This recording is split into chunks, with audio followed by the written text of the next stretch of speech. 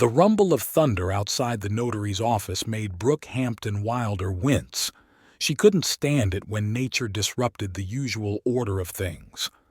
On the table in front of her lay a will that required special attention, but her thoughts kept returning to the evening ahead. On Tuesdays, she and her husband traditionally entertained guests, and today's reception was no exception, despite the raging storm. Brooke's pedantry was evident in everything from her immaculately styled dark hair to her perfectly planned schedule.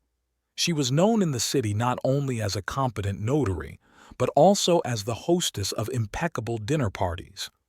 Every Tuesday and Friday, their Victorian mansion opened its doors to the local elite. A phone call interrupted her thoughts. Trent, her husband, informed her that he would be delayed at the factory. More problems with suppliers required his personal intervention. His metalworking business thrived thanks to the owner's iron grip and ability to keep his employees on their toes. Trent's domineering nature had earned him a reputation as someone not to be argued with, especially on business matters. Many considered their marriage to be a perfect union. She ran the household and maintained the family's impeccable image, while he provided financial security and social status.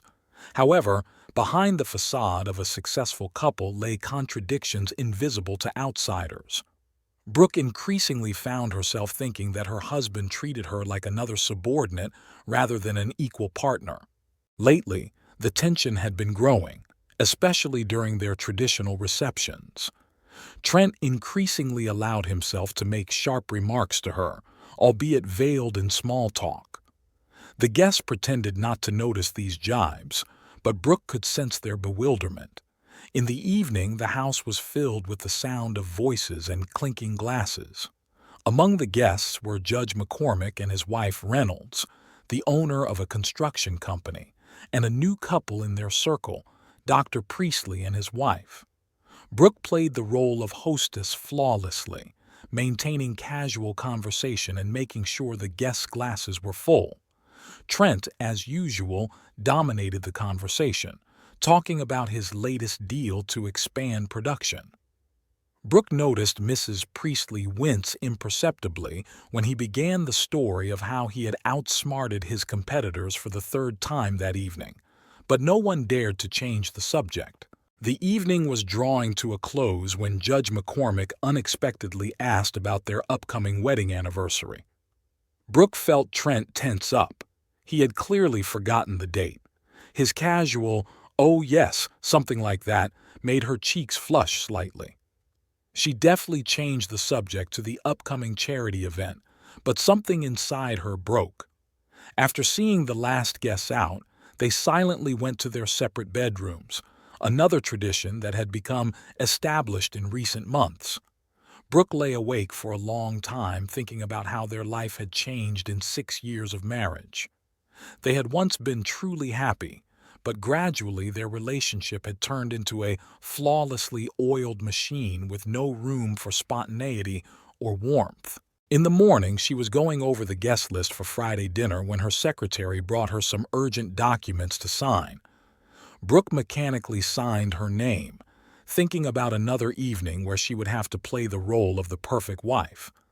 The law school reunion at a country club brought together the cream of local society. With a glass of champagne in her hand, Brooke watched her classmates, now successful lawyers and business people, compete with each other's achievements. She caught herself thinking that their circle of friends had turned into an unspoken competition over the past few years. Who had the bigger house, whose child had been accepted into a more prestigious school, who had organized the most sophisticated reception. Trent, late as usual because of work, appeared accompanied by his new business partner. His loud voice and confident manner caused several guests to turn around. Brooke noticed James Ellington, their old friend and her husband's golfing partner, frown. He had recently lost a major equipment contract to Trent. "Darling, have you heard the news? Margaret Duval is opening her own law firm." Catherine Rothschild, wife of the city hospital's chief surgeon, said meaningfully to Brooke. Margaret had been her rival since their school days, and now their unspoken rivalry had reached a new level. The Hampton Wilder couple's dinner parties had long been a hallmark of their city's high society. Getting on the guest list meant recognition of status, and being crossed off it was practically social death. Brooke carefully compiled her guest lists, taking into account many nuances, from her husband's business interests to the latest gossip. That evening, she was particularly keenly aware of how their relationship with Trent had changed. They used to be a team, building their position in society together. Now, it was as if they were each playing their own game. Trent was increasingly using their social engagements as a platform for business negotiations, turning elegant dinners into extended work meetings. "Did you hear that the Reynolds are getting divorced?" Brooke whispered to Elizabeth McCormick over a martini. "They say it's because John has been spending too much time at the office." Brooke couldn't help drawing parallels with her own marriage. Trent was also spending more and more time at work, explaining it away as important negotiations. The evening continued, and Brooke noticed how the atmosphere changed when the Priestles arrived. Recently moved to their town, they had quickly won over the local community. Victoria Priestley, a former journalist, had a special charm and a knack for winning people over.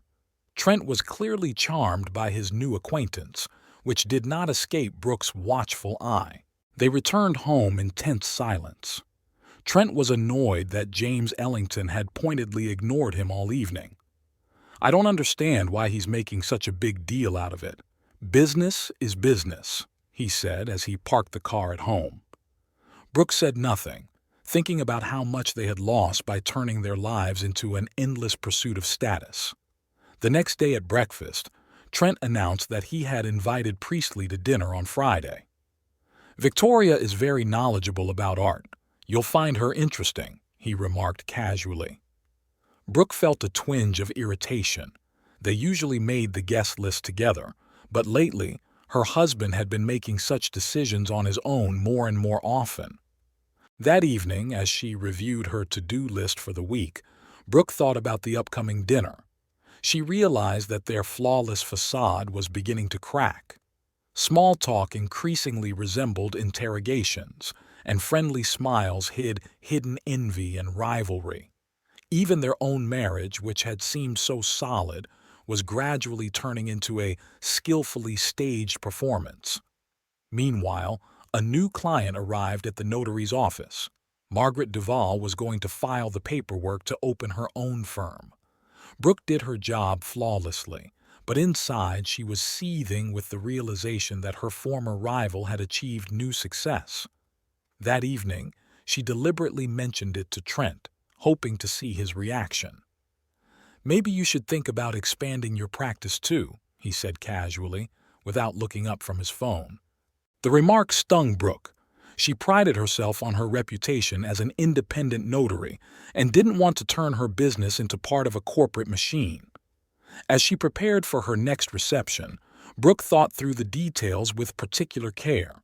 She knew that every little thing would be noticed and discussed in their circle: impeccable service, an exquisite menu, perfectly paired wines. Everything had to match their status. However, she increasingly found herself thinking that this pursuit of perfection was exhausting her. Especially when Trent, absorbed in his latest business negotiations, didn't even seem to notice her efforts. The Golden Lotus was unusually crowded for a Tuesday. Brooke adjusted the pearl necklace around her neck as the maitre d' led them to a table by the window. Tonight they were dining with the McCormicks and the Priestleys, who had quickly become part of their social circle, regulars at the city's high society events. Victoria Priestley, impeccably dressed as always, talked enthusiastically about her recent trip to Europe. Brooke listened distractedly, noting how Trent was hanging on the former journalist's every word. Lately, he had been showing increased interest in her, explaining it away as possible business prospects. Victoria's husband owned a chain of private clinics, and Trent needed a reliable supplier of medical equipment. "Brooke, dear," "You must try their signature halibut." Elizabeth McCormick leaned forward, tapping the menu with her manicured finger. "It's divine here." Brooke nodded in agreement, although fish had never been her favorite dish. She would have preferred pasta, but today she wanted to please everyone. The conversation flowed smoothly from topic to topic as the main courses were served. The halibut was indeed excellent, tender, and melt in the mouth. So much so that Brooke, caught up in a conversation with Judge McCormick about the details of a new bill, almost automatically called the waiter over to order another serving. "Wife, it's not proper to order the same dish twice when you're a guest." Trent's voice sounded sharp and unexpectedly loud. An awkward pause ensued. Before Brooke could recover, she felt a light tap on her hand. Trent had touched her wrist with his fork, as if punishing a disobedient child. Victoria Priestley raised her eyebrows slightly. Elizabeth McCormick took a large sip of wine, hiding her embarrassment. The judge cleared his throat and tried to steer the conversation toward the recent charity event, but the atmosphere was hopelessly ruined. Brooke sat there, feeling her cheeks burn. Not from pain. The blow had been more symbolic than anything else. From humiliation. She caught Elizabeth's sympathetic glance and shook her head slightly. No need for consolation. Inside, a wave of something new and unfamiliar was slowly rising. It wasn't anger or resentment, more like cold determination. "Excuse me," Brooke said, rising from the table and heading for the ladies' room. The mirror reflected an impeccably dressed woman with perfect posture and a frozen smile. She took out her phone and dialed her assistant's number. "Sarah, I'm going to need your help. First thing tomorrow morning, find me every book on etiquette you can find. Everything you can." Returning to the table, Brooke was the picture of calm. She kept up the conversation, laughed at the judge's jokes, but inside, a plan was forming. If Trent was so concerned about propriety, she would give him a real masterclass in etiquette, one that would make him remember this evening with the halibut for a long time to come. At home, after taking a shower and changing into her silk pajamas, Brooke opened her laptop. Her first search query was, "The most absurd rules of etiquette in the Victorian era." She worked late into the night, taking notes and compiling a list. She had a lot of work to do in the morning. Trent seemed to have already forgotten about the incident. At breakfast, he discussed upcoming business meetings as if nothing had happened. Brooke listened half-heartedly, mentally going over the details of her plan. When her husband mentioned that they were expecting important guests on Friday, potential investors, she just smiled knowingly. It would be the perfect moment for the first lesson. "By the way, dear," she paused at the office door, "did you remember to order new business cards? Last time you handed out your card with your left hand, which is considered extremely rude in business circles." Trent looked at his wife in confusion, but Brooke had already closed the door behind her, leaving him slightly perplexed. At the notary's office, Sarah had already prepared an impressive stack of books, from classic guides to social etiquette to historical studies on rules of conduct in different eras and cultures. Brooke selected several of the most interesting publications and immersed herself in reading, making notes in a small notebook. By evening, she had already drawn up a detailed plan of action. She was going to turn each of their dinner parties into exquisite torture for her husband, using his own weapon, the rules of propriety. Only now, these rules would be so sophisticated and absurd that even the most sophisticated expert on etiquette would be confused. Sarah, Brooke's assistant, watched with curiosity as her usually reserved boss paced around the office with an impressive volume of 18th century court etiquette. Can you imagine, in some countries it was considered indecent to cut salad with a knife, Brooke said, looking up from her reading. And in the Victorian era, ladies were not advised to eat cheese in public. It was considered too sensual. "Mrs. Hampton Wilder, but why do you need all these oddities?" Sarah handed her another book. You see, some men are too sensitive about rules of decorum, especially when it comes to others. Brooke raised an eyebrow meaningfully.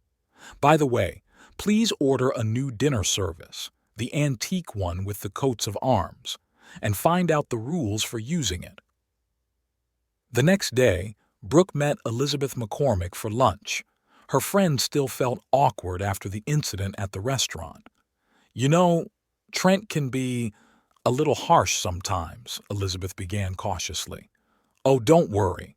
I'm working on his manners, Brooke smiled mysteriously. By the way, did you know that according to 19th century high society rules, it was forbidden to say the word trousers at the dinner table? Really? Elizabeth looked at her friend in surprise.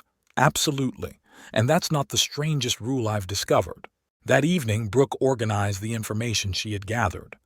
An elegant leather-bound notebook appeared on her desk, where she carefully recorded the most exquisite and little-known rules of etiquette from different eras and cultures. Honey, what are those strange books in the living room? Trent peeked into his wife's study. Oh, this? Just refreshing my knowledge of the rules of good manners.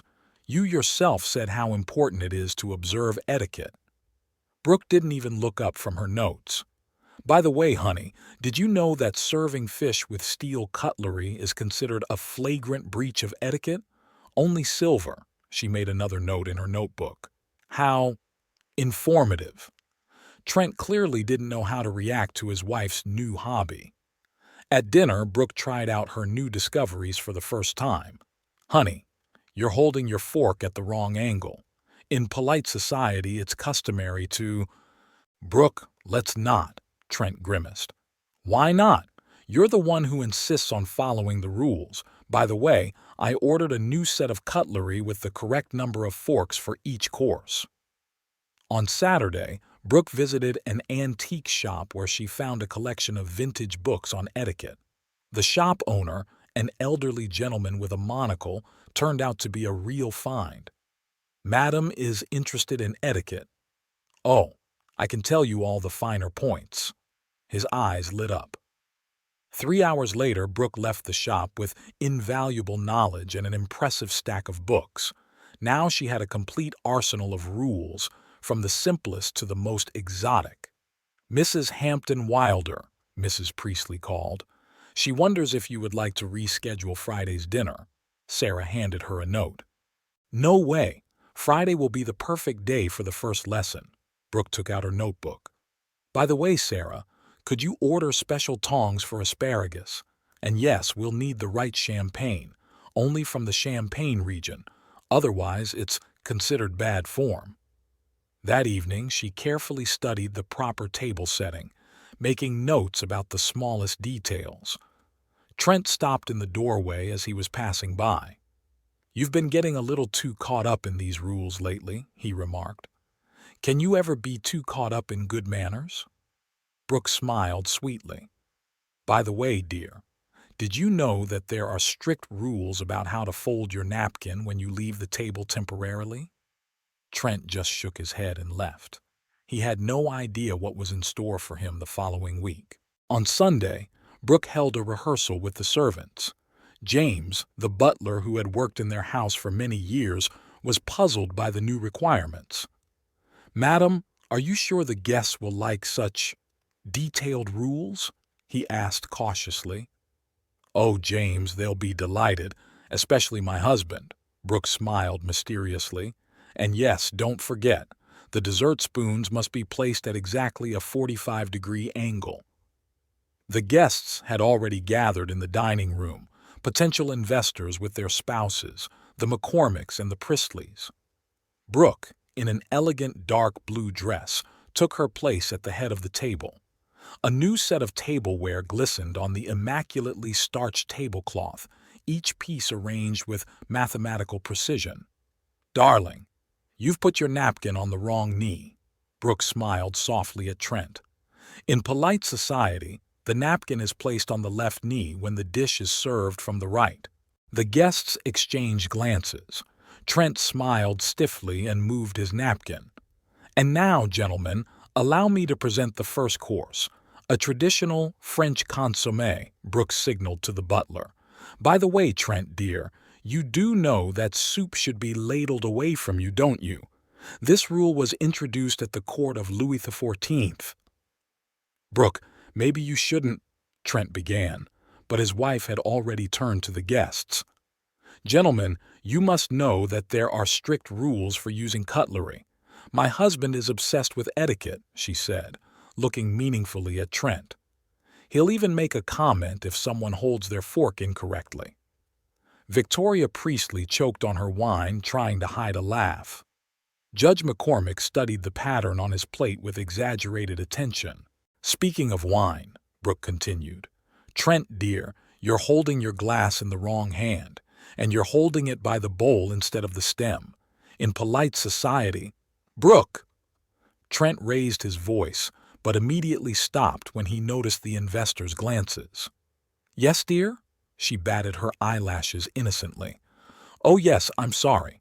Raising your voice at the table is also considered bad manners. I thought you knew that. The chief investor, Mr. Harrington, watched the scene unfold with interest. His wife diligently hid her smile behind a glass of champagne. Did you know, Brooke turned to the guests, that in the 18th century there were more than 20 rules for how to eat soup properly? For example, you weren't allowed to blow on hot soup. It was considered the height of impropriety. Trent, dear, you're breaking that rule right now.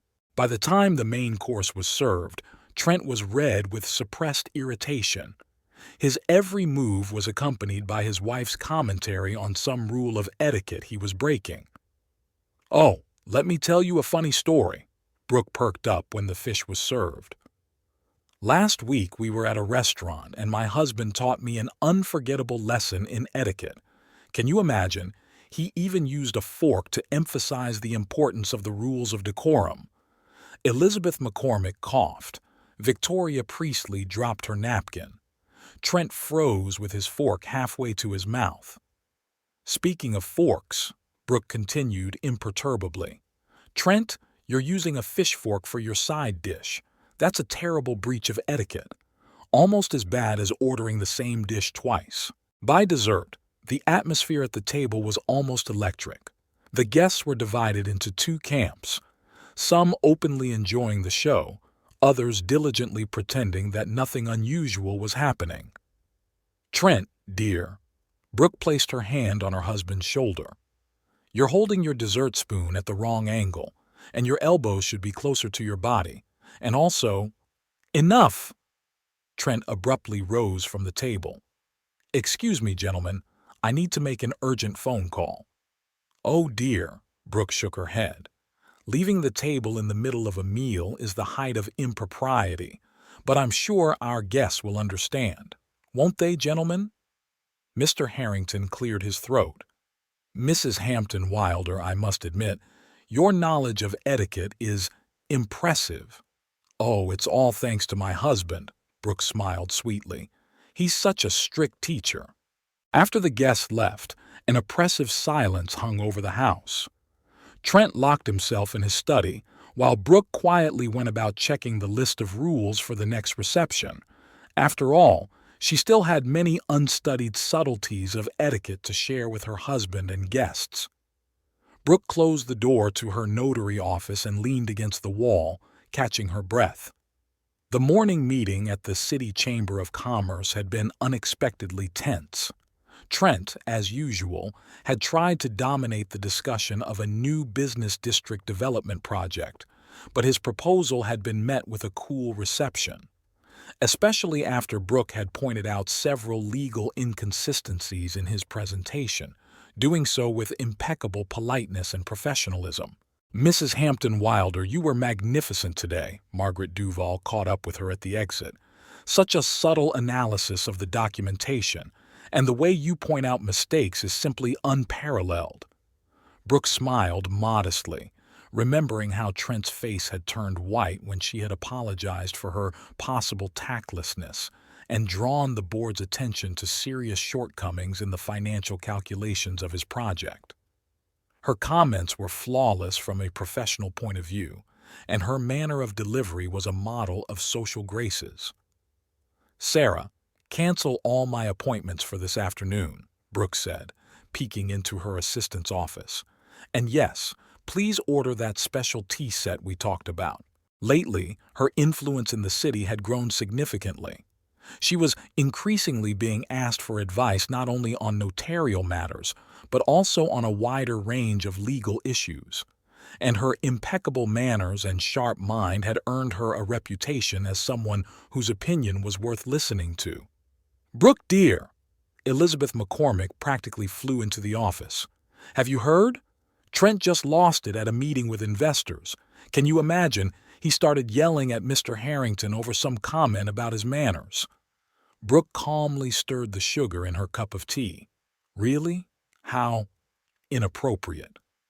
"After you criticized his project at the board meeting, he completely lost his composure." Elizabeth settled into her chair. "They say he even threw a folder with documents. John is in shock. He's never seen him like this before." Sarah knocked cautiously on the door.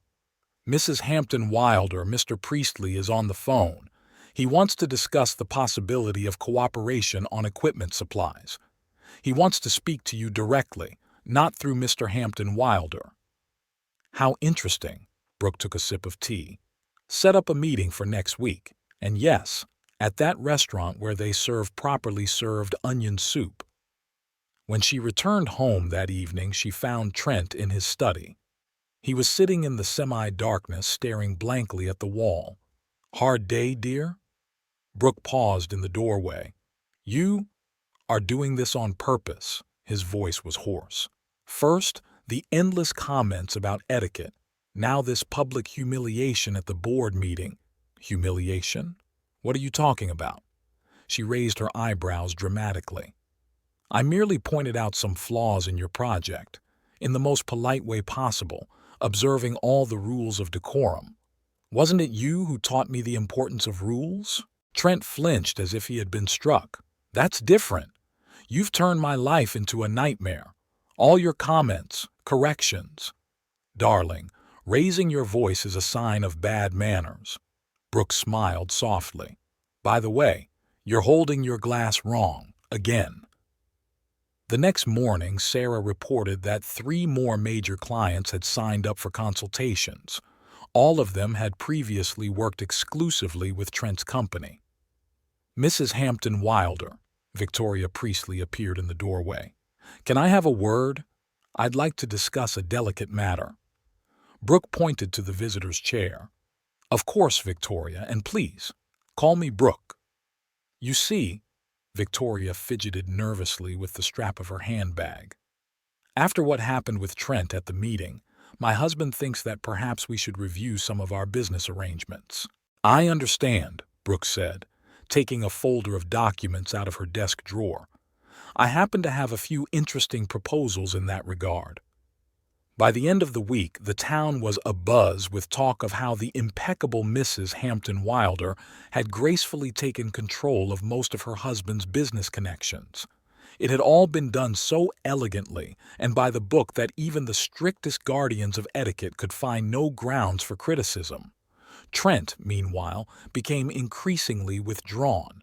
His irritability at business meetings became the talk of the town, and his unrestrained reactions to any comments about his manners only exacerbated the situation. "You know," Elizabeth said one morning over coffee, "I never thought it would turn out like this. You just wanted to teach him a lesson for that incident with the fork, didn't you?" Brooke looked thoughtfully out the window. "Sometimes a little fork can turn the whole world upside down. The main thing is to hold it right." The atmosphere in the conference room of the metalworking plant was oppressive. Trent was trying for the 3rd time to explain to the board of directors the reasons for the sharp drop in orders, but his voice broke into a shout with every clarifying question. When a young financier dared to remark that his behavior was unbecoming of a manager of his rank, Trent threw a folder of reports across the table. "Perhaps you would like to discuss my manners."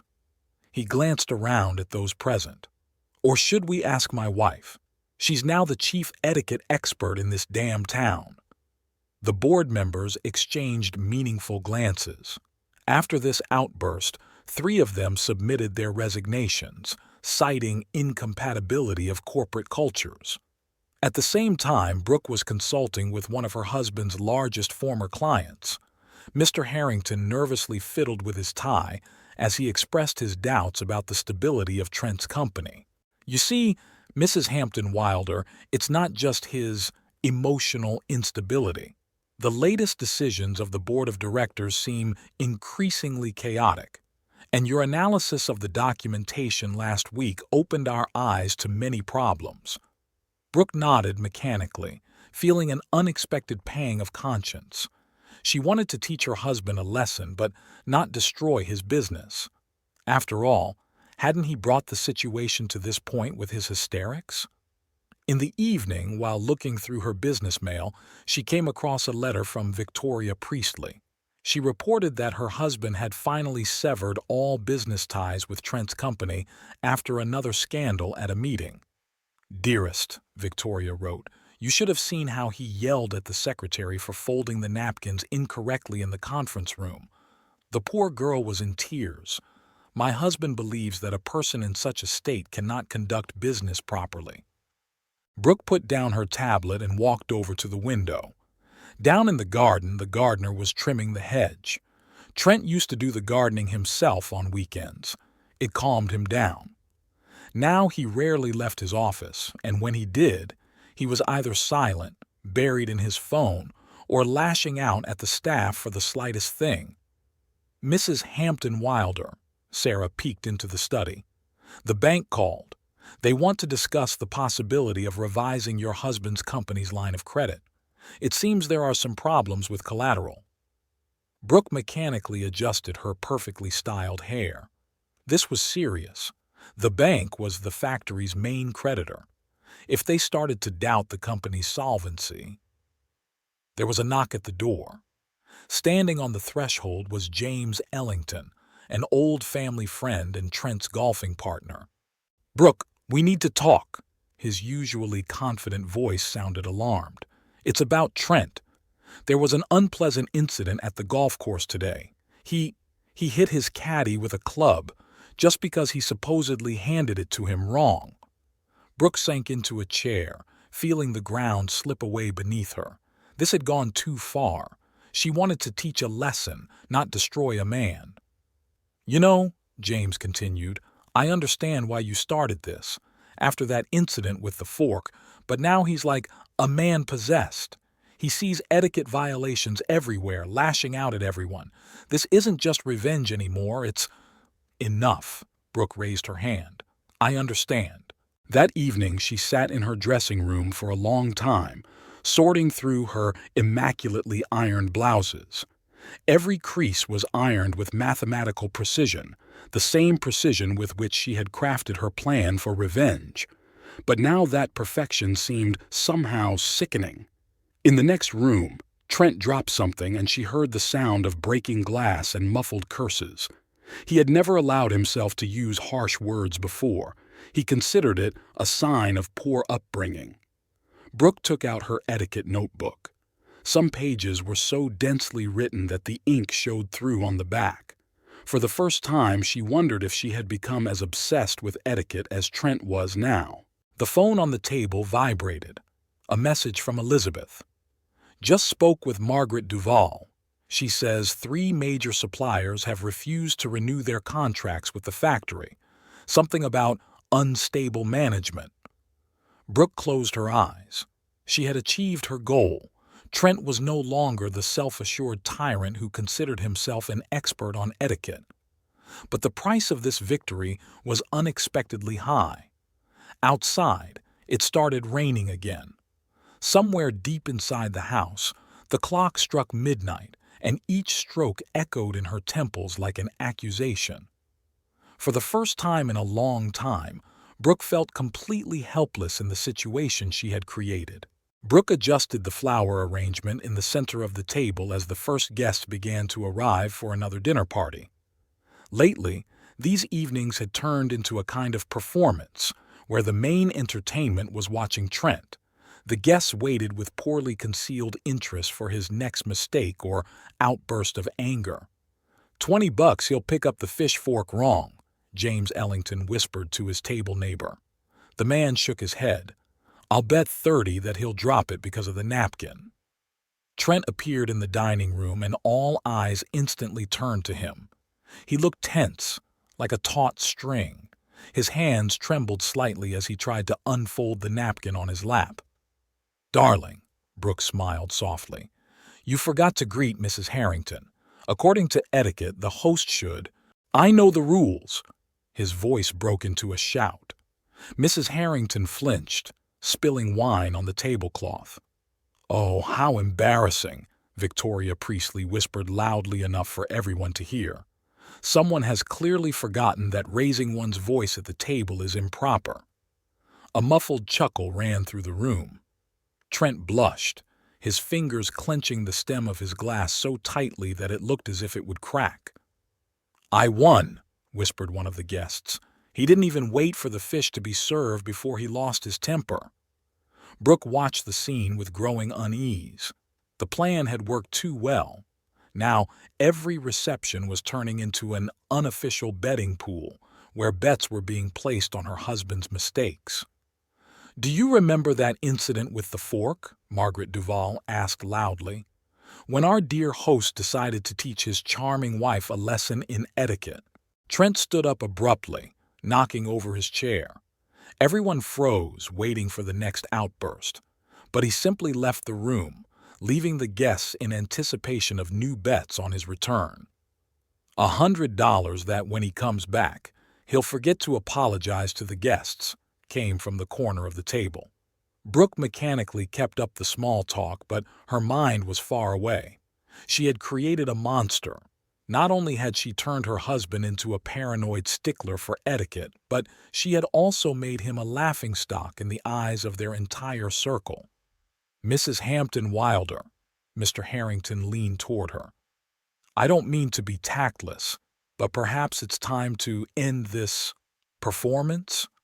Your husband is clearly on the verge of a breakdown. Trent returned half an hour later just as dessert was being served. His hands were visibly shaking and there was a stain on his shirt. He had apparently tried to calm himself with whiskey. I apologize for my absence, he said in an unnaturally even voice. I hope I haven't broken any rules of etiquette. The last phrase sounded so bitter that even the most enthusiastic gamblers fell silent. Brooke noticed for the first time how haggard his face had become and how gray strands had appeared in his hair. When had it all started to spiral out of control? I'll bet 200 that there'll be another scandal before the end of the evening, someone whispered behind her. Trent flinched, clearly hearing the words. His fingers clenched into fists, but he restrained himself, his jaw clenching tightly. After the guests left, Brooke found her husband in his study. He sat in the dark, staring into an empty glass. Are you happy? He asked without turning around. Your revenge was a success. Now I'm not just a man with bad manners. I'm entertainment for the whole town. Brooke opened her mouth to respond, but the words stuck in her throat. What could she say? That she didn't want things to go this far? That she just wanted to teach him a lesson, not ruin his life? A heavy silence hung in the house, broken only by the ticking of the clock. Somewhere in the kitchen, dishes clattered as the servants cleaned up after another successful reception. Brooke stood in the study doorway, looking at her husband's hunched back, and for the first time in all this time she felt not satisfaction at her small victory, but bitterness at the scale of the destruction she had caused. The morning at the Hampton Wilder estate began with another scandal. Trent, trying to save what was left of his dignity at a business breakfast, reduced a young waitress to tears by serving the table incorrectly. When she apologized and tried to correct her mistake, he threw a silver fruit bowl on the floor. If you can't tell the difference between a dessert spoon and a teaspoon, what right do you have to work in a respectable establishment? His voice broke into a shout, echoing through the empty restaurant. Brooke, sitting at the next table with Elizabeth McCormick, watched the scene with growing concern. Their supposed business breakfast with potential partners had turned into yet another humiliating spectacle. "You know," Elizabeth said quietly when Trent finally left the restaurant, "I never thought I'd say this, but maybe enough is enough. He's just falling apart." That same day, the local newspaper published an article about the crisis in the Hampton Wilder empire. The journalist vividly described how the once respected businessman had become a laughing stock of the local community, obsessed with etiquette to the point of absurdity. Trent locked himself in his office, refusing to take calls or visitors. Through the frosted glass of the door, Brooke could see his silhouette. He sat motionless for hours, staring at a single point. Occasionally, she heard the clink of a glass against a decanter. "Mrs. Hampton Wilder," Sarah peeked into her office. "The bank board called. They're concerned about your husband's erratic behavior at the last shareholders' meeting." Brooke nodded, remembering eyewitness accounts of how Trent had thrown a tantrum because one of the board members had held a folder of documents insufficiently respectfully. That evening, she found her husband in the living room. He was standing by the fireplace looking at their wedding photo. In the picture, they were both smiling, young, happy, confident about the future. "You know," he said without turning around, "I've been trying to figure out when it all went wrong, when rules became more important than relationships, when etiquette replaced simple human interaction." Brooke was silent, feeling a lump rise in her throat. She wanted to say something, but Trent continued. "I really tried to save face. I tried to live up to all those endless rules you so kindly reminded me of. But the harder I tried, the more ridiculous I looked." There was such bitterness in his voice that Brooke involuntarily took a step forward. But Trent stopped her with a gesture. "Don't bother. I know I've become a laughing stock. I've heard the bets being placed on my mistakes. I've seen the whispers behind my back. Even my own board of directors considers me unstable."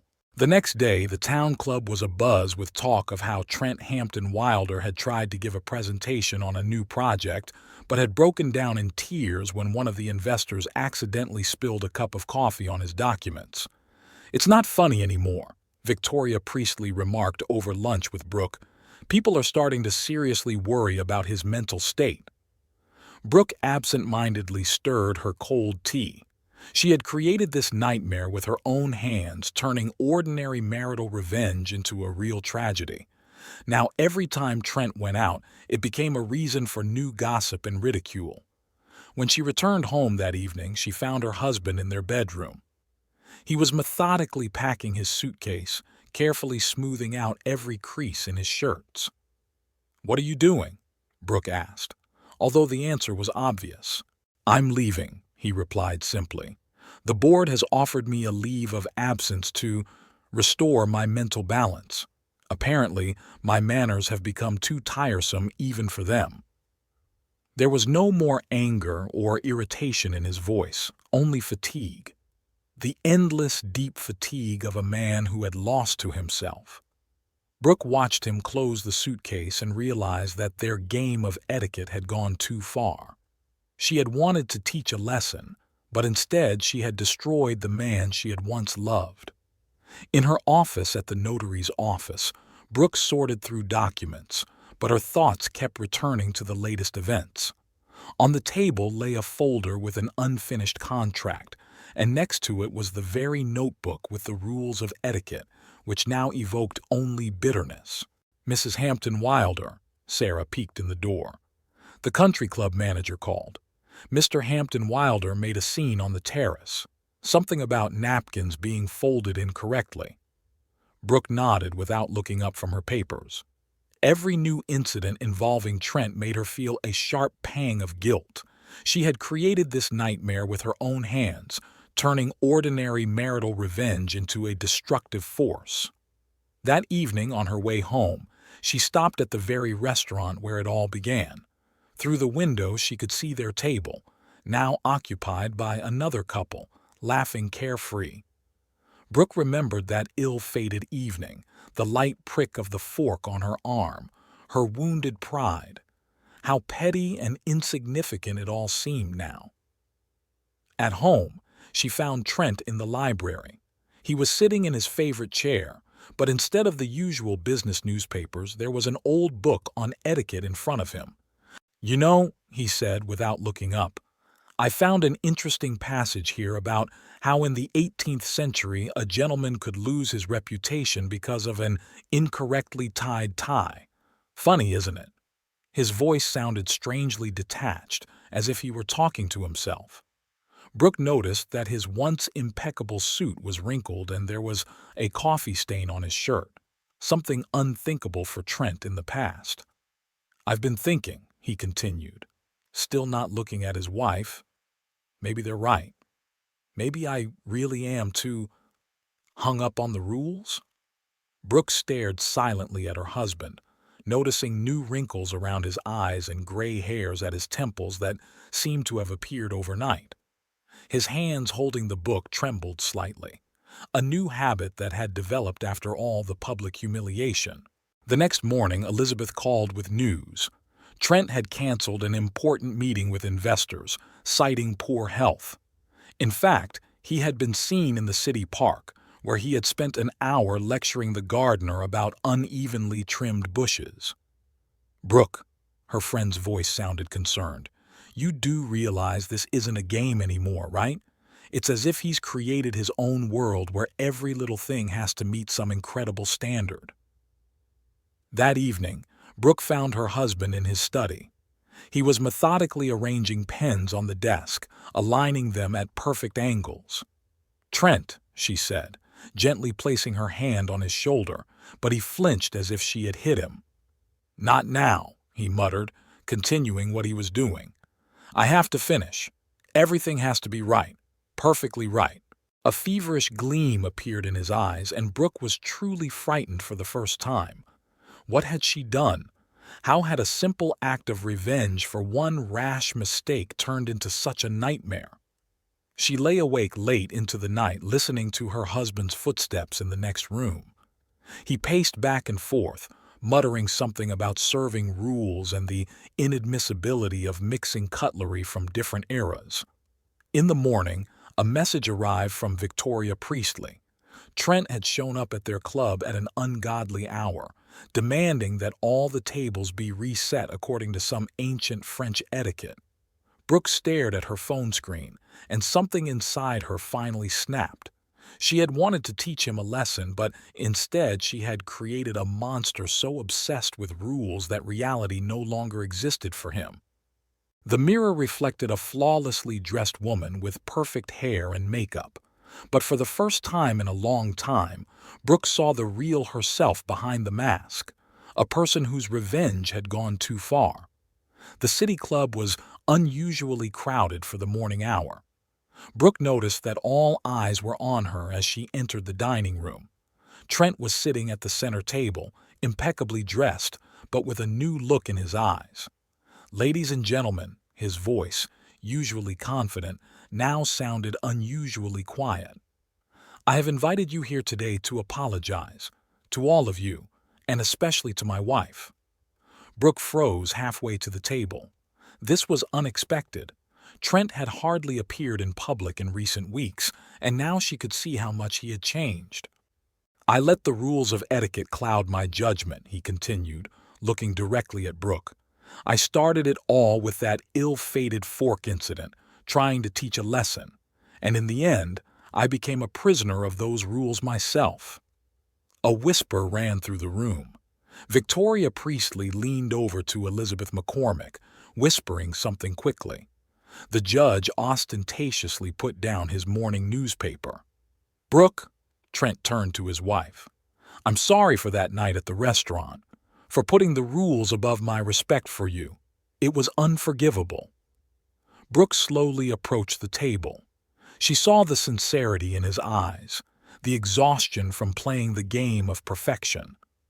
"And I must ask for your forgiveness," her voice faltered, "for turning revenge into an obsession, for allowing our relationship to become a battlefield of etiquette." Mr. Harrington cleared his throat softly. You know, we're all a little to blame. We made bets, turned your problems into entertainment. Yeah, right, Victoria smirked. I remember how I suggested betting on how many etiquette rules Trent would break in one evening. Gradually, the tension in the room began to ease. People began to talk more freely, some even joking that they would now have to find a new form of entertainment for their dinner parties. You know, Trent took Brooke's hand, I've realized something important. Rules aren't there to humiliate others or prove your superiority. They're there to make communication easier and more enjoyable. Brooke nodded, feeling the tension of the last few months begin to ease. And I've realized that revenge is a road to nowhere, especially when you use something that's supposed to bring people together. Elizabeth approached their table. So, how about dinner? No rules, no judgments, just friends? Let's leave the bets out of it, Trent smiled, and no keeping score of etiquette violations. That evening, their closest friends gathered at their house. For the first time in a long time, no one was watching to see if the cutlery was placed correctly or if the glasses were at the right angle. The conversation flowed easily and naturally. Do you remember how it all started? Victoria said thoughtfully. With a single stab of a fork. And it turned into a real war of rules, added Judge McCormick. Although, I must admit, I learned a lot about the etiquette of different eras. Brooke watched her husband.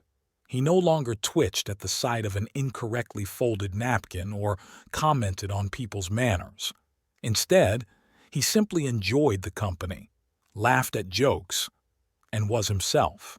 You know, he whispered to her later that evening as the guests began to leave, maybe we should start over? No rules, no conventions, just being ourselves? Brooke looked at their reflection in the living room mirror. Two people who had gone through a strange ordeal of pride and a desire to prove themselves right. They had both changed, but perhaps that was exactly what they needed. The frosty morning began unusually for Brooke. She woke up to the smell of freshly brewed coffee. In the kitchen, she found Trent, clumsily trying to make breakfast. The toast was slightly burnt, the eggs were lumpy, but for the first time in a long time, it didn't annoy her. I know it's far from perfect, he smiled guiltily, noticing her gaze. But I thought it was time to learn to do something myself, instead of just pointing out other people's mistakes. Brooke sat down silently at the table, watching her husband fiddle with the coffee pot. His movements were awkward, but there was something touching about his uncertainty. Gone was the tense composure with which he had previously performed any action in public. A surprise awaited her at the office. A note from Trent on her desk inviting her to lunch. Not at an expensive restaurant as before, but at a small family cafe where they had often gone in the early years of their marriage.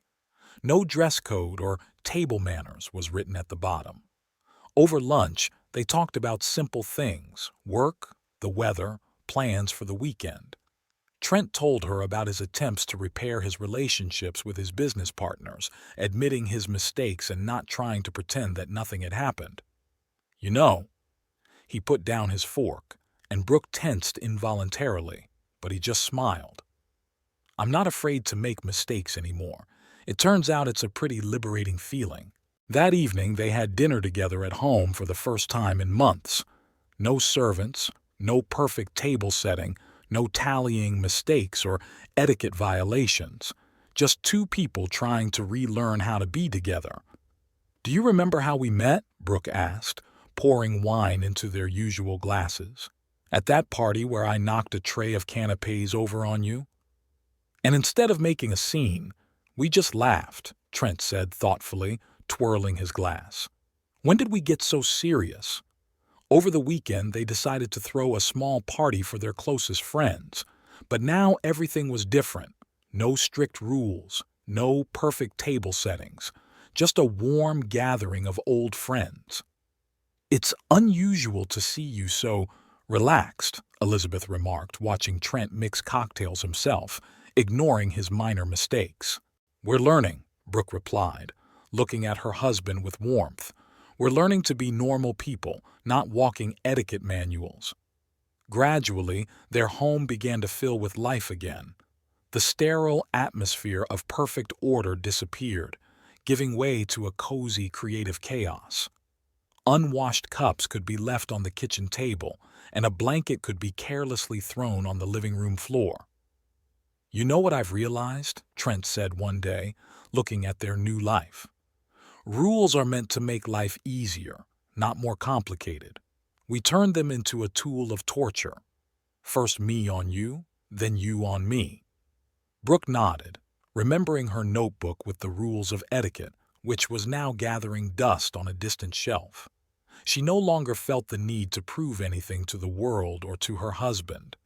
Now their relationship was built on a more solid foundation, mutual respect and acceptance. In the evenings, they often sat in the garden watching the sunset. No perfectly ironed suits, no small talk, no constant monitoring of every gesture. Just a husband and wife who had found their way to each other through a strange test of their own pride. "How about a picnic?"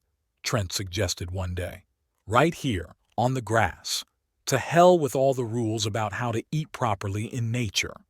And so they did, with paper plates, plastic cups, and complete disregard for etiquette. And it was one of the happiest evenings of their new life.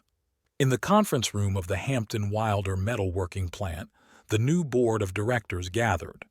Trent, for the first time in a long time, looked calm and confident as he presented the company's updated development strategy. "We made mistakes," his voice sounded steady. "I made mistakes, but now we are ready to move forward, focusing on what really matters: product quality and relationships with our partners." Brooke, sitting at the end of the table, noticed the approving glances of the board members. No one expected any more tantrums or nitpicking about breaches of etiquette. Before them was a professional who had acknowledged his mistakes and was ready to work to correct them. After the meeting, Mr. Harrington approached them. "You know, I'm impressed, not just with the new strategy, but with how you've both changed. It inspires confidence." That evening, he and Trent discussed the day's events at their favorite cafe, not an expensive restaurant where every movement had to follow protocol, but a cozy family establishment. "Funny." Trent stirred sugar into his coffee with a regular metal spoon, not caring about the correctness of his movements. "I used to think this place was beneath us, but now I realize that this is where I feel truly comfortable." Brooke smiled as she watched him chat casually with the waitress without a trace of his former arrogance. Their social circle had indeed changed. Many of their status acquaintances had disappeared, but new friends had appeared who valued sincerity more than social glamour. The next day, a surprise awaited Brooke at the notary's office. Several major clients had returned, appreciating her professionalism and new, more human approach to business. "You know," said one of them, "it's nice to work with people who aren't afraid to admit their mistakes and learn from them." At home, she and Trent had a small celebration. No fancy table setting or dress code. They just opened a bottle of wine, ordered pizza, and talked about everything under the sun.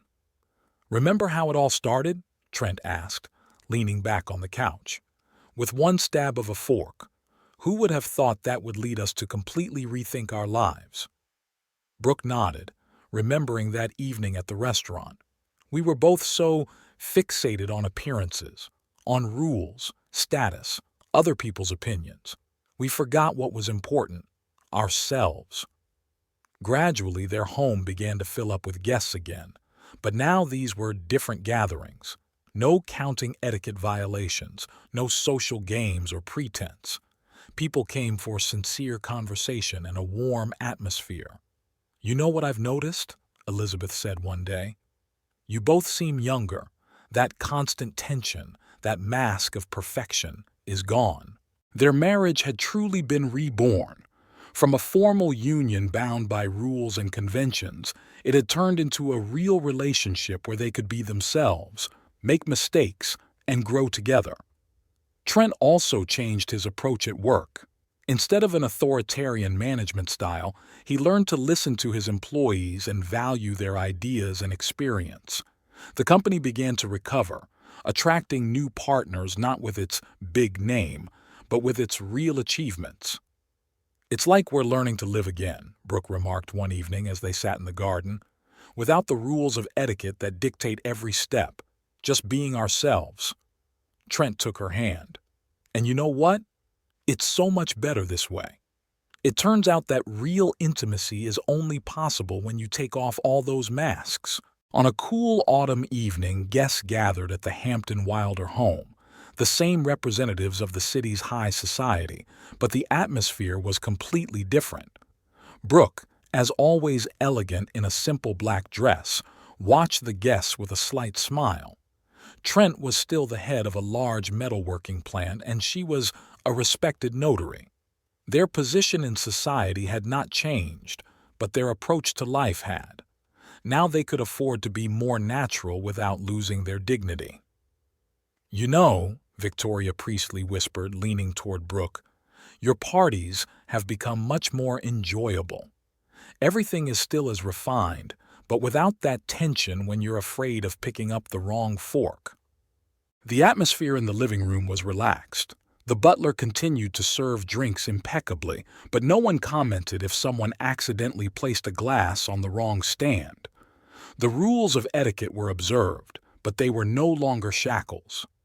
Trent stood by the fireplace discussing a new business project with Mr. Harrington. His posture remained impeccable, his manners flawless, but the painful obsession with etiquette that had previously poisoned any conversation had disappeared. "Amazing," Elizabeth McCormick remarked, watching the host. "He hasn't lost his charm, but he's become somehow real." Brooke nodded knowingly. They had both found a balance between social conventions and humanity. There was no longer any need to prove their superiority through knowledge of etiquette or to humiliate others for minor mistakes. Their circle of friends remained the same: successful business people, lawyers, doctors. But now, these were not just social connections, but real relationships, where impeccable manners hid real people with their own stories and feelings. "Do you remember how we used to bet on Trent's mistakes?" someone asked quietly. "It seems like a different life." The evening continued. The conversation flowed easily and naturally, intertwining business topics and personal stories. No one paid attention to the angle of the dessert spoon or the correct folding of the napkin, although all these rules were still observed. It was just a natural part of life now, not its purpose. At one point, Trent accidentally spilled some wine on the tablecloth. In the past, such an incident might have caused a scandal.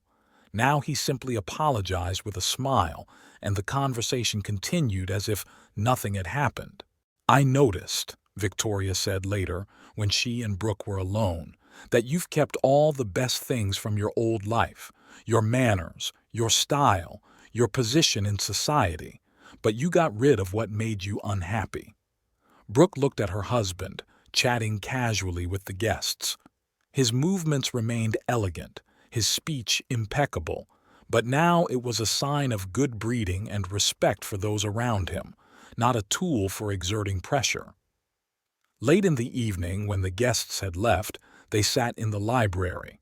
Trent was holding his glass of whiskey incorrectly, but who cared now?